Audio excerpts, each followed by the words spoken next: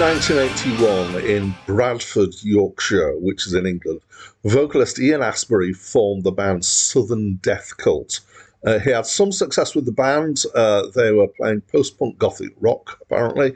And in 1983, with guitarist Billy Duffy, he then formed Death Cult, which presumably, the name has got a certain amount of similarity. Again, they had some success, but they renamed themselves as The Cult in January 1984, just before a TV appearance on the legendary TV show The Tube. And they released their first album that year. In 1985, they released She Sells Sanctuary, which was a major hit for them. And they were working, they were releasing albums, they were touring, and their style morphed from gothic rock to hard rock. Tensions were in the band, and they continued to build until after their sixth album in 1994 had not been very successful. The band broke up in 1995 in the middle of a tour. So they reformed in 1999, but hadn't managed to put aside the tensions in the band, which built up again. So they lasted 3 years and one album. However, they then reformed again in 2006 and are still going after 4 albums in that stint. Ian and Billy, so that's the singer and the guitarist, are still there, still with us. There's been quite a turnover of other members of the band. Hi, my name's Dan. So this was their 4th album, and it was my first time listening to them. I have come across them before. I know She Sells Sanctuary. I've got it on a compilation of kind of current hits from around the time. And this surprised me, this album. In fact, when I read up on them, that surprised me somewhat as well. So I expected them to be goth rock, and I don't know, at the time when I heard it, I thought, why did I think that they were goth rock? When I read up on them, I realised that they used to be goth, and now they're hard, or at this stage, they're definitely hard rock. The other thing that surprised me, because of circumstances, I ended up, and normally I listen once, read up, and then listen again. Because of circumstances, I ended up listening twice before I read up on the band and the album. And I was surprised to find that they were English, because I felt that the sound was quite an American rock sound. I'm not really sure I could articulate why that is the case, but we'll maybe get into that a bit later.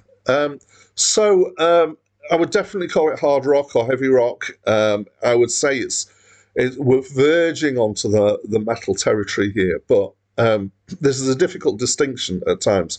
So stuff in the early 70s that sounded like this would definitely be called heavy metal.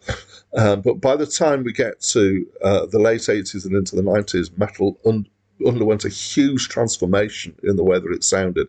And this doesn't sound like that. So it doesn't, to me, sound like metal, I wouldn't say. But it's definitely rock. The musical influences here, the 2 strongest ones, I would say, are definitely U2 and Led Zeppelin. And in fact, in some ways, I've described this as being a heavy version of U2. It's a really big, grand rock sound. The stuff that they're doing isn't particularly new, kind of musically and feel-wise, rhythms and stuff like that. But it's done well.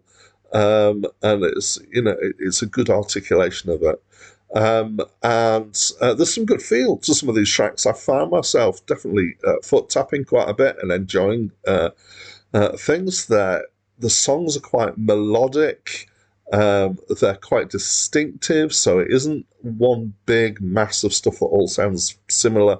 When I came back to it the second time, I was recognising songs from the first time, which is always a good sign that something has got an appeal that gets into your head. And the production's nice, huge kind of sound, which has kind of got a feeling of broadness and fantasy to it at the same time.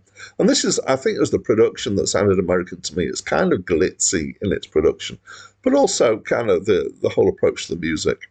Vocally, so one of the things that first struck me about this on my first listen is that Ian's voice sounds like a cross between Bono and Freddie Mercury. So Bono from U2, particularly in the trailing bits of lines. I can't do any justice to it. Has this kind of tone that Bono has, but particularly when he's singing the quieter bits, there are a few of those. He has a sound of Freddie Mercury, especially from kind of later Queen era. It reminded me of Made in Heaven stuff, particularly. Actually, I would say that he's got really quite a good voice. It's quite versatile. Possibly would have been more successful if it was a little bit more distinctive. But he makes really good use of his voice and the abilities that he's got. Okay, so subject matter is rock. There's vague macho love stuff and posturing, but there's certainly elements of fantasy in here as well.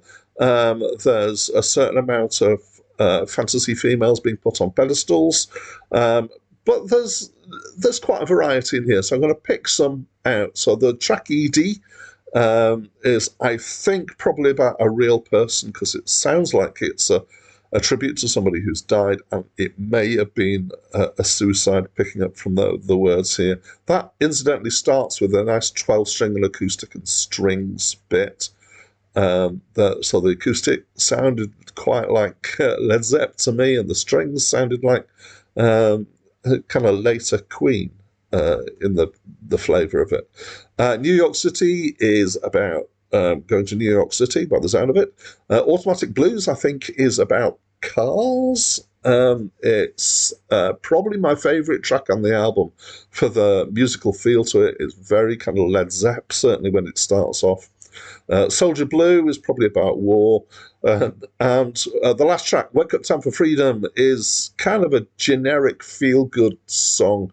It's definitely a crowd-pleasing sing-along kind of anthem thing.